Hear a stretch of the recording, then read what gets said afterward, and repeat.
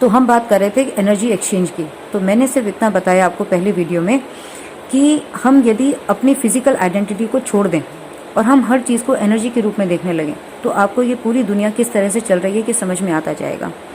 तो जैसे मैंने आपको कहा कि हम फिजिकल बीइंग नहीं है, मतलब एक एनर्जी दूसरी एनर्जी से बात कर रही है ना। तो हम रिश्तों का मूल स्वरूप को भूल जाएं और जब हमने ज्ञान के माध्यम से उस रिश्ते के बनने का मूल समझ लिया कि वो सामने वाला भी आत्मा है, वो भी एक एनर्जी है, मैं भी एक एनर्जी हूँ, मैं भी एक आत्मा हूँ, तो हमारा रिश्तों से मोह तो अपने आप खत्म हो जाएगा, है ना। आज हम रिश्तों में जो भी रोल प्ले कर रहे हों, चाहे बड़ा या छोटा, कुछ नहीं है। जो बड़ा, मान लीजिए कोई बहुत बड़ा लीडर बन गया, उसने न जाने कई जन्मों में वही एनर्जी संचित की थी। कोई बहुत बड़ा देशभक्त बन गया, वो एक जन्म में आके नहीं बन गया। दादाजी ने अभी अपनी वीडियो में बताया था ना कि जिसके अंदर देशभक्ति है, वो देशभक्ति उसने न जाने कितने सालों तक देशभक्ति करी होगी, तो वही एनर्जी उसकी आत्मा में संचित हो गई, तो वो अगले जन्म में बचपन से ही उसके अंदर बनेगा कि मैं देश के लिए काम करूं, वो पायलट बनना चाहेगा। और हम देखो कितनी बड़ी बड़ी गलतियां करते हैं, हम कभी भी ना बच्चों को फ्री विल यूज़ नहीं करने देते। कई बार आपने बहुत सारे ऐसे केसेस देखे होंगे कि बच्चा बनना कुछ और चाहता था, बना कुछ और दिया। हम ये देखते हैं कि हमारे सामने हमारा बच्चा है, हम ये नहीं समझते कि वो जो बच्चा है ना, वो एक आत्मा है। वो आत्मा ने अपनी एक एनर्जी स्टोर कर रखी है। वो स्टोर एनर्जी, वो जो उसका मन है, वो उसने अपने पिछले जन्मों से कमाया है। उसकी हो सकता है कोई अनफुलफिल्ड डिजायर रह गई हो। किसी को पेंटिंग का बहुत शौक है, माँ बाप कहेंगे अरे क्या पेंटिंग में लगे रहते हो। किसी को खेलने का बहुत शौक है, कहेंगे क्या खेलते रहते हो। आप ये नहीं समझ पा रहे कि उसका मन उसे वो करा रहा है, उसका मन उसे प्रेरणा दे रहा है खेलने की, मन पेंटिंग की प्रेरणा दे रहा है। वो मन इसलिए दे रहा है क्योंकि हो सकता है कि कुछ उसने पिछले जन्म में करना चाहा हो, वो अधूरा रह गया हो, वो इस जन्म में आकर ही पूरा करेगा। क्योंकि ये एक एनर्जी की साइकिल है। हर इंसान जब पहला जन्म भी लेकर आया होगा, कोई लकड़ी खोदने के लिए गया होगा, कोई जैसे माँ थी। अब ये क्यों कल्चर बन गया कि लेडीज घर में खाना बनाती हैं? ये कल्चर भगवान ने बनाकर थोड़ी दिया था। ये कल्चर ऐसा कब जब ये दुनिया शुरू हुई होगी, कुछ ऐसा रहा होगा कि माँ ने सोचा होगा कि मैं घर में बैठ के काम कर लूँ, एक जना बाहर काम करने चला गया। वो होते होते होते होते एक डिफरेंट कल्चर ही बन गया। फिर इस दुनिया को रिवाइव करने के लिए शादी का ही चलन हो गया होगा। तो हम यदि चीज़ों को रूट लेवल पे समझ लें तो हम इनके लिए इतना परेशान ही नहीं होंगे, है ना। कोई बड़ा नेता, हम उसको देख करके हम बड़ा नेता बनने की कोशिश करें, नहीं। हम कहते हैं ना कि हर आत्मा का एक डिफरेंट क्वेश्चन पेपर है। हर आत्मा दुनिया में जो भी कर रही है, जहाँ भी जाएगी, जो भी अचीव करेगी, उसके जैसा कोई दूसरा हो ही नहीं सकता। क्योंकि एक एनर्जी दूसरी एनर्जी से सिमिलर हो ही नहीं सकती। वो हर पल एक दूसरा कर्म करती है। कुछ ना करे तो मन से सोचकर तो करती है, बुद्धि से एग्जीक्यूट करती है, हाथों से अलग अलग कर्म करती है। तो एक इंसान दूसरे इंसान से एग्जैक्टली सिमिलर कभी हो ही नहीं सकता। जब वो कभी हो नहीं सकता तो आपके साथ दो आइडेंटिकल बच्चे भी कभी एक जैसे हो ही नहीं सकते। तो आपके घर में रहने वाले 5 जन, वो कभी आप जैसे सोच के हो ही नहीं सकते। वो एक अलग अलग एनर्जी पाथ से आए हैं, राइट। वो एक डिफरेंट एनर्जी बीइंग है। तो हमें यहाँ पर स्मार्टनेस अपनी यूज़ करनी है। हमें अपनी आत्मा के गुणों को यहाँ पर यूज़ करना है कि भाई मैं तो आत्मा हूँ, मेरा तो अल्टीमेट लक्ष्य परमात्मा की प्राप्ति है, मुझे तो अपना कर्म करना है। तो जब हम अपने परमात्मा से जुड़े रहेंगे तो वो परमात्मा को आप याद कर रहे हो, वो परमात्मा भी आपको हर पल देख रहा है ना। तो परमात्मा को भी पता है कि मेरा बच्चा कहाँ कहाँ फंसा हुआ है, तो वो अपने आप आपको निकालता चला जाएगा। उसके निकालने के तरीके बड़े निराले हैं, है ना। कई बार वो बहुत वेदना देकर, अब यदि भगवान ये सोच ले कि मेरे को इस बच्चे को विश्व कल्याण के लिए यूज़ करना है, तो वो क्या करेंगे? क्या वो आपको नहीं लगता कि वो आपको रिश्तों के अंदर बहुत ज़्यादा कलेश, बहुत ज़्यादा इलविल पैदा कर देंगे? होगा। क्यों? क्योंकि ये तो दुनिया एक ड्रामा है। जब तक आपको बहुत प्यार मिलता रहेगा तब तक आप डिटैच नहीं होगे, है ना। कोई आपको बहुत केयर करने लगे, आप डिटैच नहीं होगे। आपका मन बार बार वही पाने को करेगा। क्यों? क्योंकि वो जो दे रहा है वही एनर्जी आप उसको वापस करोगे, है ना। लेकिन जब आप परमात्मा से प्यार करोगे तो परमात्मा को अपने पास बुलाने के लिए वो आपको मायातीत बनाएगा। वो मायातीत बनाने के लिए आपको परिवार में बहुत कष्ट मिलेंगे। जब आपको वो कष्ट मिलेंगे तभी आपके मन से निकलेगा कि हे भगवान, मुझे इस दुनिया से मुक्त कर। आज दादाजी भी कह रहे हैं ना कि जब जजमेंट डे आएगा और जब तकलीफें बहुत बढ़ जाएंगी तो लोग अपने आप इन तकलीफों से परेशान होकर कहेंगे मुक्ति दो, तब उन्हें मुक्ति मिलेगी। मतलब देखो, दुखों के अंदर कितने सुख छुपे हैं। दुख के अंदर ही सुख छुपा है। हर इंसान दुख से ऐसा अफ्रेड हो जाता है, अरे दुख आ गए तो क्या हो गया। अरे दुख आ गए तो आप सारा दिन भगवान को याद करते हो, दुख आ गए तो आप इस दुनिया के साथ नहीं उलझते। इसके ऊपर तो एक पूरा वीडियो बन सकता है दुख के ऊपर कि दुख आने से क्या होता है। दुख आना तो बहुत बढ़िया बात है, कष्ट आना तो बहुत बढ़िया बात है। आपका जो एक्चुअल पोटेंशियल है ना, जब आप तकलीफों से गुजरते हो तभी आपका वो निखरता है।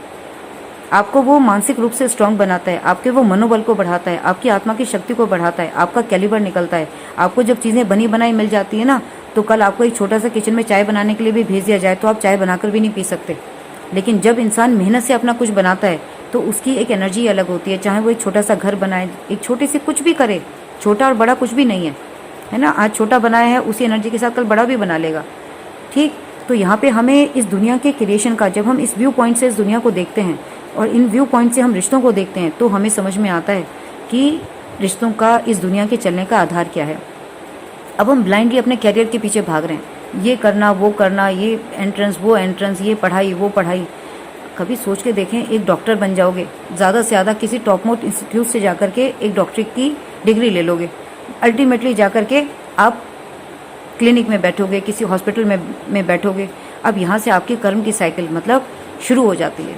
कोई आपके पास व्यक्ति आया, तकलीफ़ में आया, आपको पता है कि आपको उसको दवा देनी है, आपको मालूम है कि ये एक बार में ठीक हो जाएगा, लेकिन आप सोचते हो कि एक दिन में ठीक हो गया तो मेरे पास कल पेशेंट कैसे आएगा, तो आप उसे घुमाए जा रहे हो, घुमाए जा रहे हो, घुमाए जा रहे हो, है ना। इसी तरह कोई नेता है, मतलब कोई भी ऐसा व्यक्ति जो पब्लिक डीलिंग से जुड़ गया है ना। बैंक में भी जाते हैं, मान लीजिए एक आदमी है, चाय पीने में लगा है, वेट करवा रहा है, उसको ये नहीं पता कि सामने भीड़ लगी है, लोग भी खड़े हैं।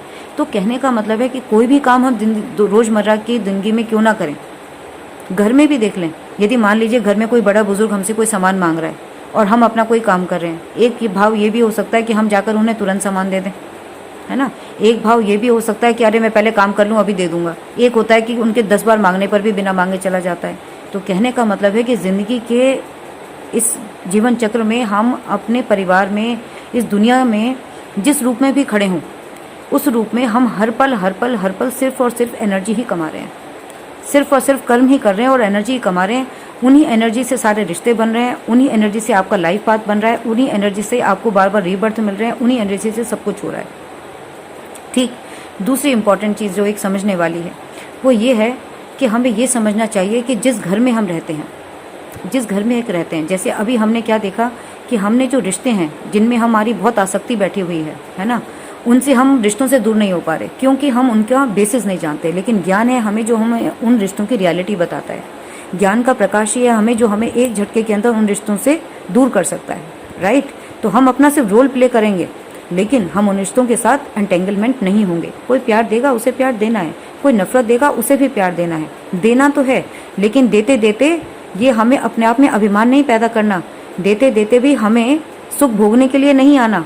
हमें देते देते ये सारे अच्छे कर्म भी भगवान के चरणों में रखना नहीं भूलना है। क्यों?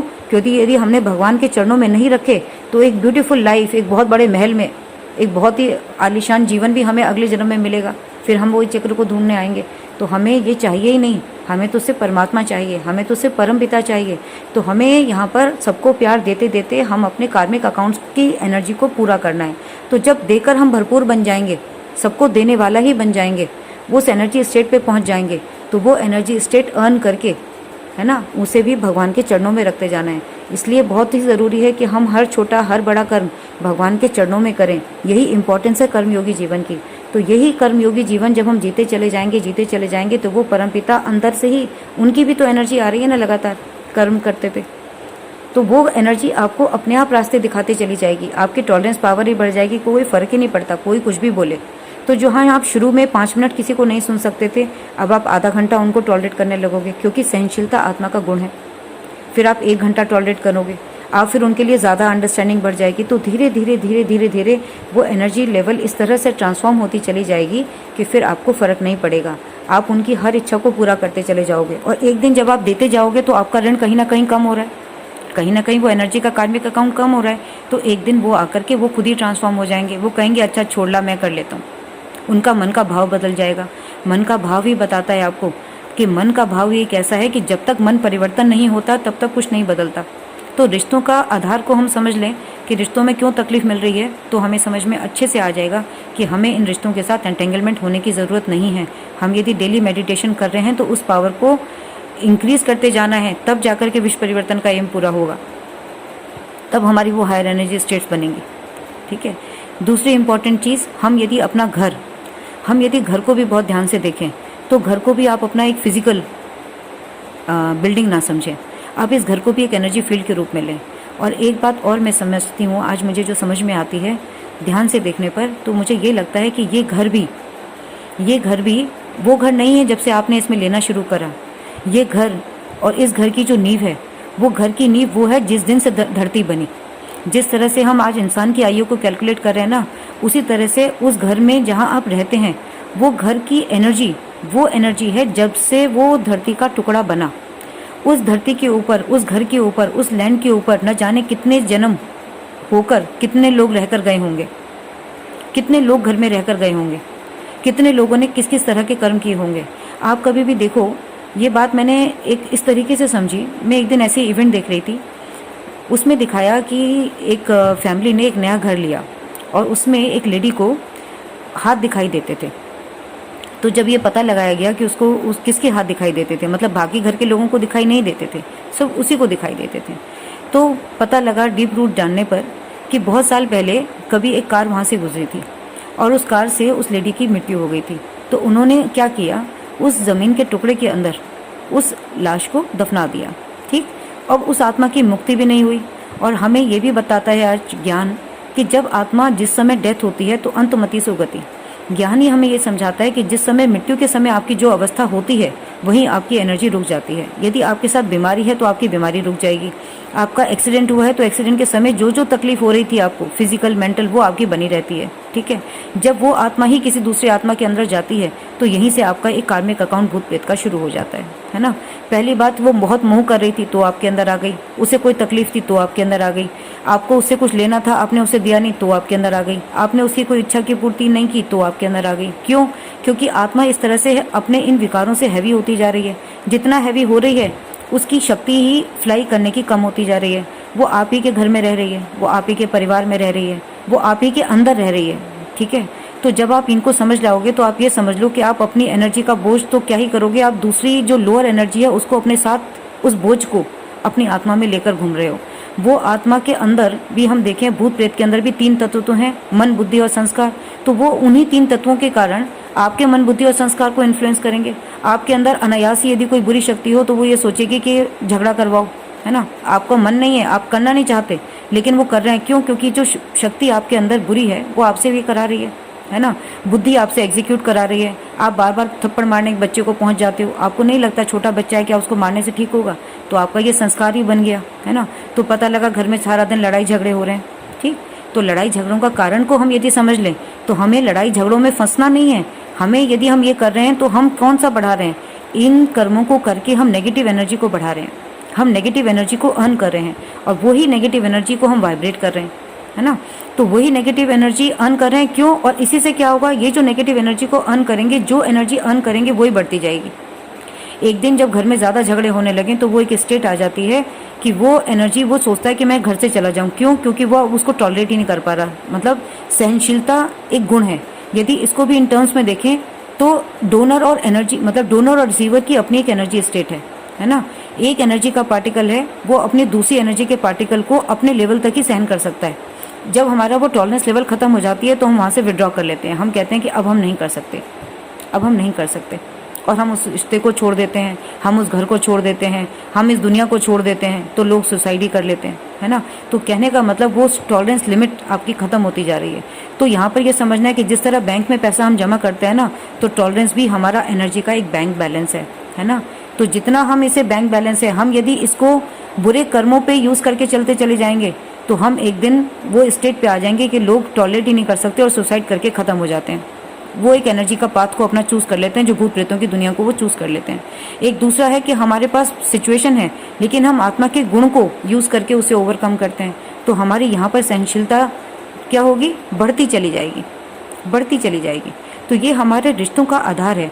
दूसरी इंपॉर्टेंट बात कि आपका जो घर है वो आपका घर नहीं है। आप सोचते हो कि आप नए घर में चले गए, नहीं। आप नए घर में आपने सिर्फ बिल्डिंग बनाई है, लेकिन जो वो धरती का टुकड़ा था, उस धरती के टुकड़े के ऊपर न जाने पहले कितने जन्म गए होंगे, न जाने पहले कितने जन्म गए होंगे। वो घर में वहाँ पर सारी एनर्जी संचित है, सारी एनर्जी संचित है। ये बात हमें बहुत ध्यान से समझनी चाहिए।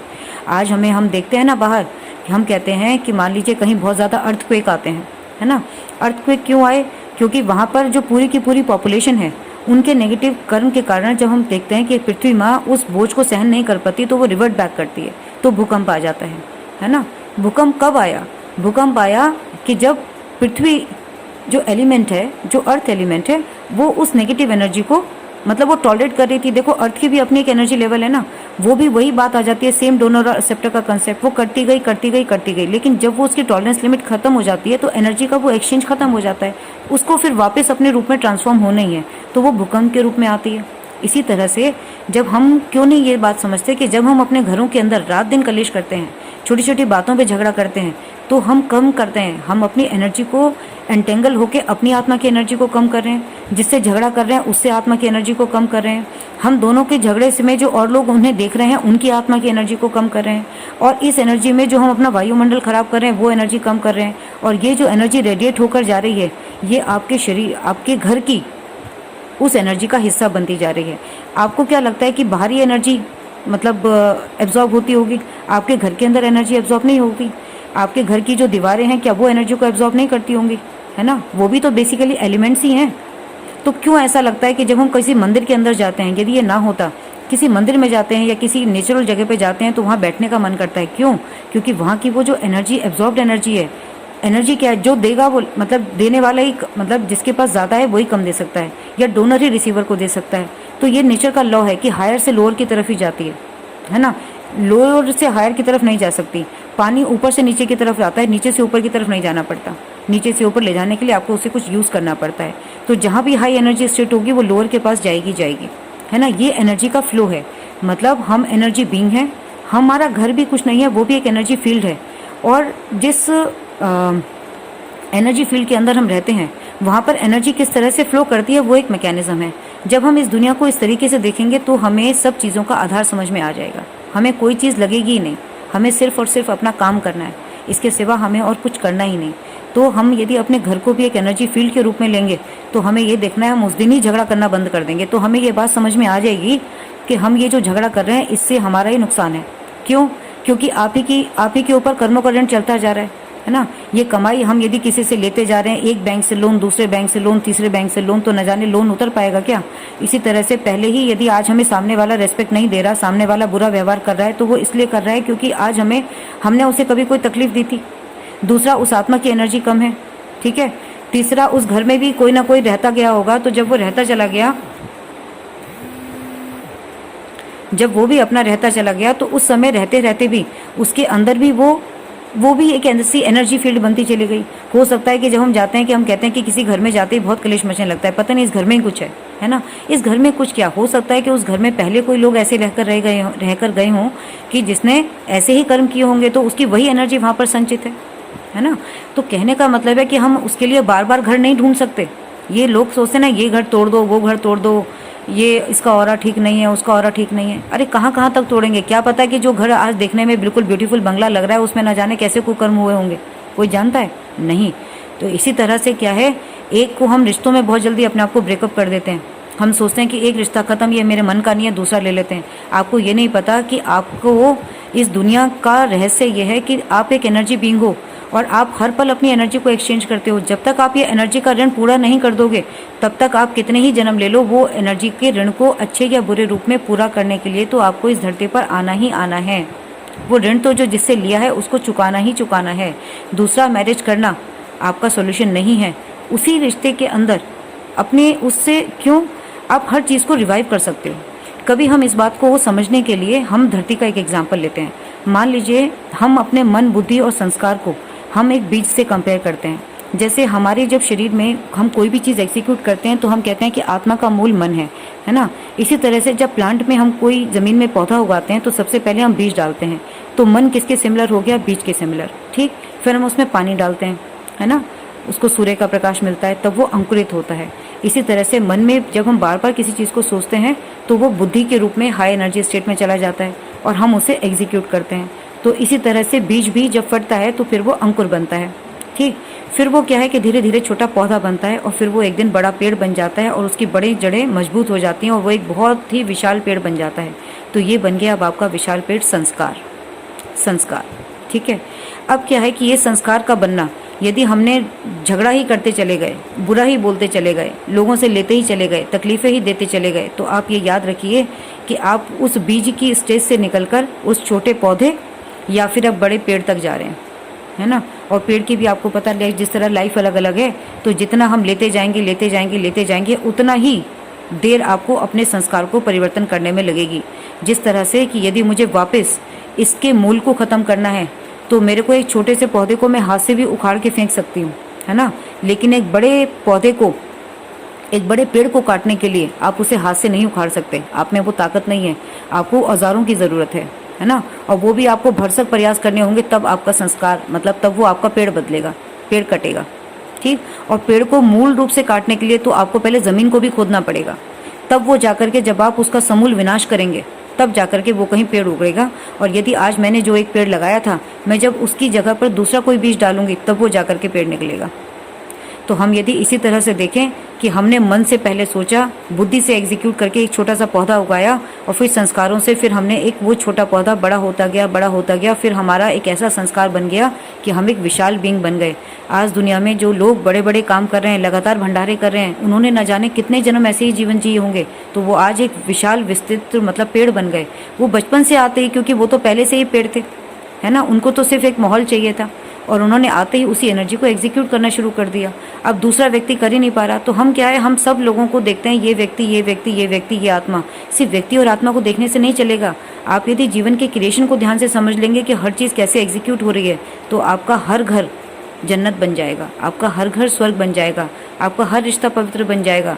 लेकिन बस अंत में बात यही याद रखनी है कि हमें अच्छाई के साथ भी जुड़ना नहीं है, हमें उस घर के मोह में जुड़ना नहीं है, हमें उस परिवार के मोह में जुड़ना नहीं है, क्योंकि आत्मा की असली यात्रा तो परमात्मा से ही शुरू हुई थी।